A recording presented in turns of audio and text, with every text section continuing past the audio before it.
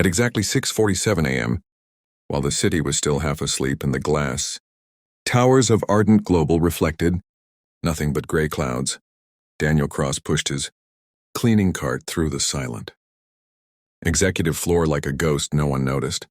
The wheels squeaked softly against marble floors, worth more than his entire yearly salary.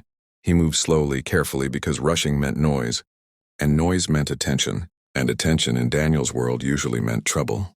He was a single dad, a janitor, and a man the world had quietly decided was invisible. His uniform was faded, his boots worn thin at the soles, and his eyes carried the permanent exhaustion of someone who slept too little and worried too much.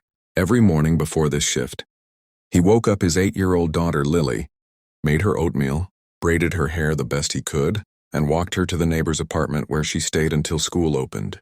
Every night he promised her things would get better. And every morning, he scrubbed floors where people discussed deals worth more than he could imagine.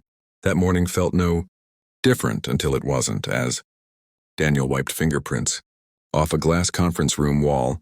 He noticed something strange on the massive digital display inside. The screen was frozen, filled with cascading red numbers, warning icons blinking like a heartbeat in distress. He didn't mean to look. He never meant to look. But once you've spent years fixing problems quietly, your eyes learn to spot them even when your place in the world says you shouldn't. Inside that room, executives would soon gather to discuss a crisis already spiraling out of control, a $100 million systems failure threatening to collapse, Ardent Global's flagship product launch. No one knew yet that the company's automated trading algorithm had entered a recursive feedback loop, multiplying losses by the second. No one except the man holding a mop. Daniel stared at the screen, his jaw tightening. His fingers curled slowly, because he recognized the pattern. Not from some Ivy League education, he never had that chance, but from years ago, before life broke him in half. Before his wife died, before medical bills swallowed their savings, before he traded a promising career for survival, Daniel Cross had once been a systems engineer, a damn good one. He'd helped design predictive models for risk management, written code that prevented disasters just like this. But resumes don't explain gaps filled with grief, and corporations don't wait for men who fall apart, so he cleaned floors now. The numbers on the screen flickered again, losses climbing. Daniel swallowed hard. He looked around. The hallway was empty. He told himself to move on. This wasn't his problem. He had a daughter to feed, rent to pay, a job he couldn't afford to lose. He had learned the hard way that stepping out of line cost more than silence ever did. But the numbers kept flashing in his mind like a warning siren. He knew exactly what was happening. The system was autocorrecting based on corrupted input data, compounding errors exponentially.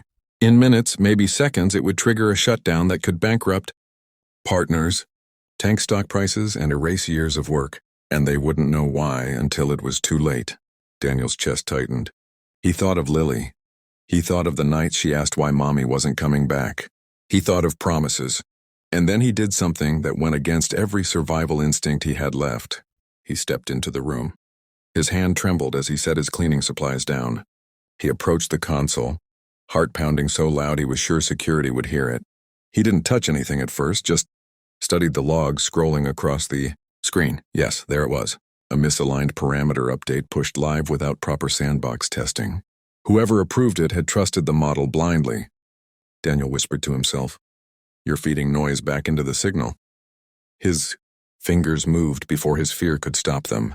He navigated through layers of code he hadn't touched in years, muscle memory guiding him like riding a bike through a storm. He isolated the faulty input stream, paused the recursive function, and rerouted the algorithm to a static baseline. The red numbers slowed, then stopped. The system stabilized. Losses froze. A green confirmation pulse swept across the screen. It had taken him less than 30 seconds.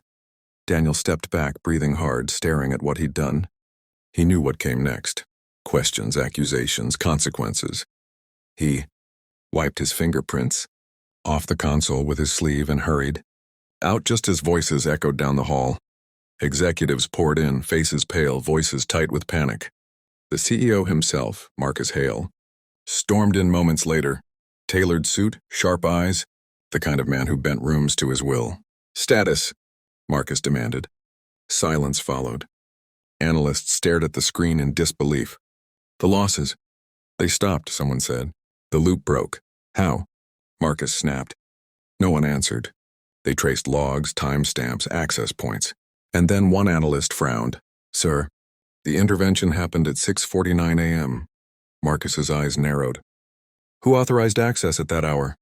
Another pause. Then quietly, security shows. A janitorial badge. The room went still. A laugh broke out, short, disbelieving. That's impossible. Marcus didn't laugh. He turned slowly toward the door. Find him. Minutes later, Daniel was mopping the elevator lobby, pretending his hands weren't shaking. When security approached, his stomach dropped. This was it, fired, blacklisted, maybe worse. He thought of Lily again. He thought of how he'd explain it to her. The guards didn't speak. They just escorted him upstairs. Past floors he'd never been allowed to enter. Past doors that whispered power. When he stepped into the boardroom, every conversation stopped. Marcus Hale looked at him, not through him, not over him, but directly at him. And for the first time in years, Daniel Cross was truly seen. The CEO's voice was calm but heavy with disbelief. Did you touch our system this morning? The room waited. Daniel swallowed. His voice came out steady anyway. Yes, sir. Because if I hadn't, you'd be bankrupt by noon. Gasps rippled through the room. Marcus didn't react. He just stared longer than anyone ever had. Then he asked a question that changed everything. How did you know what to do? Daniel hesitated.